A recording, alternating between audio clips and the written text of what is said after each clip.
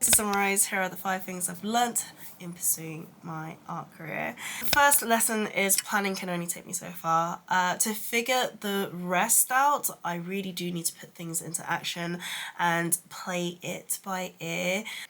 I believe this is the perfectionist side. So before actually clicking record on the camera for the first video, I actually got stuck in a loophole, and I don't know if anybody else experiences this. I want to start something and I've got the motivation to create it.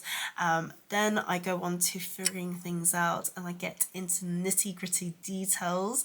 But I get into it so much, I become really annoyed and frustrated that I'm taking so long on it. And then I'm back to square one. I just want to get started and just get it done and just put action into it. I just had to face my fear of perfectionism and overthinking about things and just going for it. After learning this, it brings me to the next point.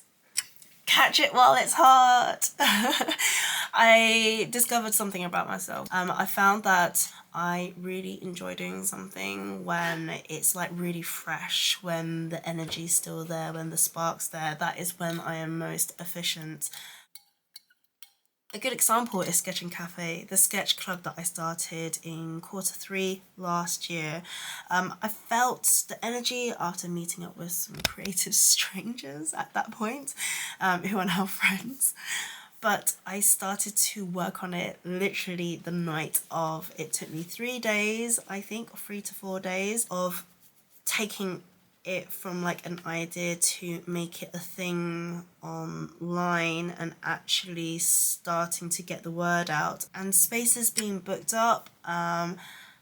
Yeah, like that is how quick things go, and I think I'm starting to understand the difference between working with a company, getting things approved, and working by myself and how quickly I can get things done.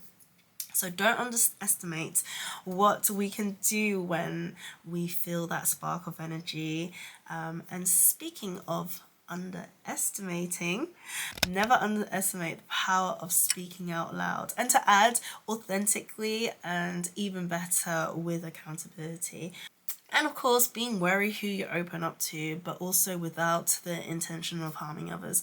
I found speaking out loud to strangers authentically and about the things that I'm trying to aim for really freeing, actually.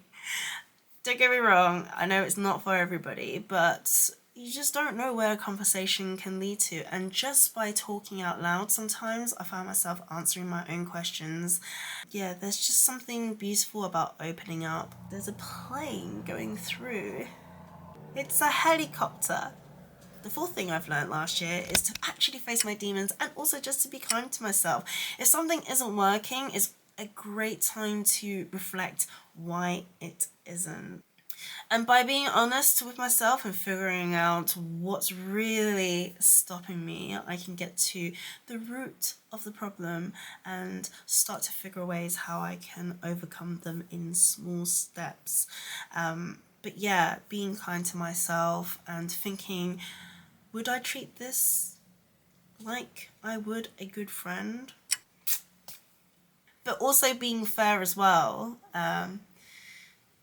Hold myself accountable. In this case, you lot have really helped me with that. The fifth point is creative voice. I originally thought it was just like one blob with lots of things inside of it, but actually I realized there's 2 blobs with lots of things inside of it. The first blob is understanding my inner voice, the subject matter, the things that I want to talk about, the purpose of my drawings. I figured that part out now.